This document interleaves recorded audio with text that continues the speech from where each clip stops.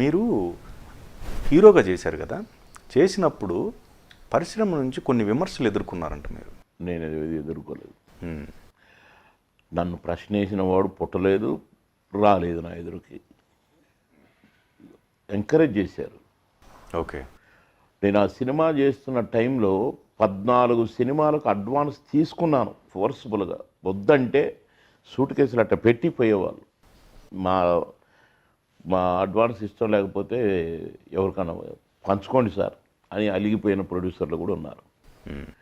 14 సినిమాలు, అందులో రామనాయుడు గారి అడ్వాన్స్ కూడా ఉంది. అచ్చిరెడ్డి కృష్ణారెడ్డి గారి చెక్ ఇంకా ఉంది, నా బైబిల్లో ఉంటుంది. అది నేను బ్యాంకులో వేయలేదు, దాచుకున్నాను. లైఫ్ లాంగ్ దాచుకుంటా ఆ చెక్ని, అచ్చిరెడ్డి గారి కృష్ణారెడ్డి గారు ఇచ్చిన చెక్కుని. అలా బోని అడ్వాన్సులు వచ్చినాయి. ఒక సంచలనంగా చెప్పుకున్నారు. ఫస్ట్ డే నా షూటింగ్ది సుందరవదన సుబ్బలక్ష్మి కూడా రేలంగి నరసింహరావు గారు డైరెక్ట్. ఆ రోజు ప్రారంభోత్సవం, సారథి స్టూడియో, దాసరి గారు వచ్చారు, రాఘవేంద్రరావు గారు వచ్చారు. ఆల్మోస్ట్ హీరోలు అందరూ వచ్చిపోయినట్టే లెక్క. కొందరు ముందు వచ్చారు, కొందరు తర్వాత వచ్చారు, కొందరు ఈవినింగ్ షూటింగ్ అయిపోయే లోపల వచ్చారు. వెంకటేష్ గారి దగ్గర నుంచి కూడా వచ్చారు. అందరు చాలామంది వచ్చారు. చాలామంది అభినందించారు, కొంతమంది ఫోన్లలో అభినందించారు. 3 గంటల వరకు ఫస్ట్ షాట్ చేయలేకపోయాడు దాసరి నారాయణరావు గారు, రాఘవేంద్రరావు గారు. 3 గంటల వరకు. 2 గంటల తర్వాత కోపం వచ్చి దాసరి గారు అందరిని తిడితే, ఏంటి అని బాగా కోప్పడితే, అప్పుడు ఒక్కొక్కరు కొద్దిగా జరిగారు బయటికి. అప్పుడు షాట్ తీశారు. మార్నింగ్ 9 o'clock తీయాల్సిన షాటు ఎక్కడెక్కడి నుంచో, వైజాగ్ నుంచి, నెల్లూరు నుంచి ఫ్యాన్స్. మేము ఎక్కడ ఏ పేపర్లో వేయలేదు. బాబుమోహన్ హీరోగా వేస్తుండట అని వచ్చారు. నాకు ఆ రోజు వేసిన దండలు 3 ట్రక్కుల్లో నింపి బయటపడేశారు. 3 ట్రక్కులు. సో అభినందించారే తప్ప నన్ను ఎవరు విమర్శించాల. కోట గారిది మీది హిట్ కాంబినేషన్, ఎక్కువ సినిమాలు చేశారు కదా, ఎప్పుడు మీ ఇద్దరి మధ్య భేదాభిప్రాయాలు రాలేదా సార్? మొగుడు పెళ్ళాలకే వస్తాయి, తల్లి కొడుకులకే వస్తాయి, తండ్రి కొడుకులకే వస్తాయి, అన్న చెల్లెళ్ళు అక్క చెల్లెళ్ళకే వస్తాయి. అది టెంపరీ.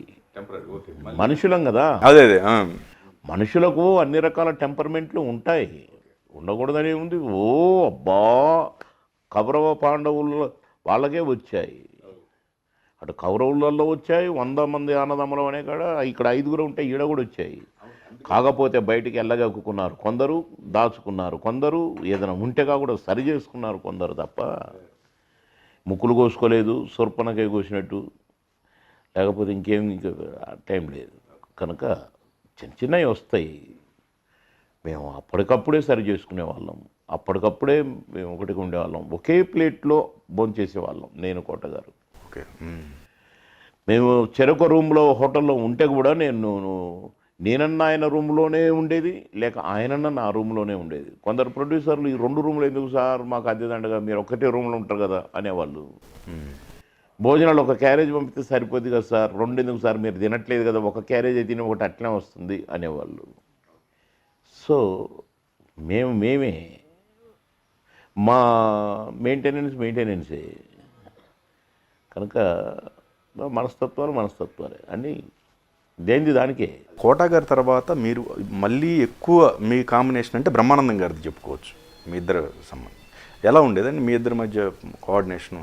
ఇప్పుడు చెప్పాను కదా, సేమ్ ఇంతేనా? అంతే, ఇదే ఈక్వల్. కాకపోతే ఇక్కడ అన్నదమ్ములను పిలుచుకోవడం, అన్న అని పిలిచేది నేను, తమ్ముడు అని పిలిచేవాడు కోట గారు. అక్కడ బావ అని పిలిచేది నేను, నన్ను బావ అని పిలిచేది బ్రహ్మానందం. కనుక పని దగ్గర మేము ఎక్కువ పనిలోనే కలిసేవాళ్ళం. పడుకునేటప్పుడు ఎవరి రూమ్లో వాళ్ళం పడుకునేవాళ్ళం.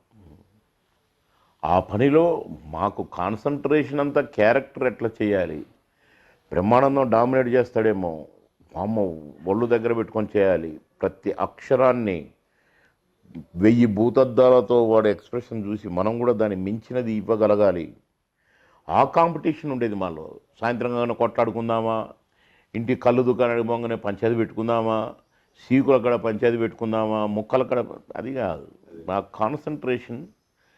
కోటగారు, ఆయన పేరే కోట, ఒక కోట, ఆయన నటనకి ఒక కోట. అలాంటి కోటగారి పక్కన వేస్తున్నప్పుడు నేను బచ్చగానే కనుక ఒళ్ళు దగ్గర పెట్టుకొని బాగా చేయాలి, ఈ క్యారెక్టర్ని ఇట్లా చేయాలి, కోటను ఎట్లా చెప్తే ఇట్లా చెప్పాలి, అట్లా మేముగా మా అంతరాత్మ రిహార్సల్స్ రగులుతూనే ఉండేదట్లా షూటింగ్ టైంలో. అందులో మేము రౌండ్ ద క్లాక్ రోజుకి 5-6 షూటింగ్లు కూడా చేసిన రోజులు ఉన్నాయి. ఈడ కోటగారితో కాంబినేషన్ చేస్తే నెక్స్ట్ షూటింగ్ కాడికి పోతే బ్రహ్మానందంతో కాంబినేషన్ రెడీగా ఉండేది. లేదు మీ ముగ్గురం కలిసి మళ్ళీ ఇక్కడ అట్లా ఉండేది. కనుక హెమాహెమీలుగా నటించాం. షహబాస్ అనుకున్నాం. ఎలాంటి వేషం వేసినా, ఎలాంటి గెటప్ వేసినా ఓహో బాబు మోహన్ అనిపించుకున్నాం. అట్లనే కోటగారు అనిపించుకున్నారు, అట్లనే బ్రహ్మానందం గారు అనిపించుకున్నారు. మేము నటన మీద కాన్సన్ట్రేషన్ తప్ప దేనికి ఎక్కడ గిల్లుకుందాం, ఏడ పంచాయతీ పెట్టుకుందాం ఆ ధ్యాసలు ఏనాడు లేవు. ఎంటైర్ జీవితంలో బాధాకరమైన సిచ్యువేషన్ అంటే బాబు ఇన్సిడెంట్. ఒక రకంగా మీ కుటుంబానికి కాకుండా మీరు మీ ట్రావెల్ చేసినటువంటి కోటగారి లైఫ్లో కూడా అది తీరని లోటు. సేమ్ ఇద్దరి విషయంలో కదా, సేమ్ సిచ్యువేషన్స్. మా బాబు మోటార్ బైక్ మీద వెళ్తుంటే వెనకాల కారులో మా చిన్న బాబు ఉన్నాడు. కోటగారి బాబు కూడా బైక్ మీద వెళ్తుంటే వెనకాల భార్య పిల్లలు ఉన్నారు కారులో. వాళ్ళ కళ్ళ ముందే అది జరిగింది, మా చిన్నబాబు కళ్ళ ముందే ఇది జరిగింది. సేమ్ దుఃఖం, సేమ్ సంఘటన, మళ్ళీ పక్కపక్క ఇండ్లు.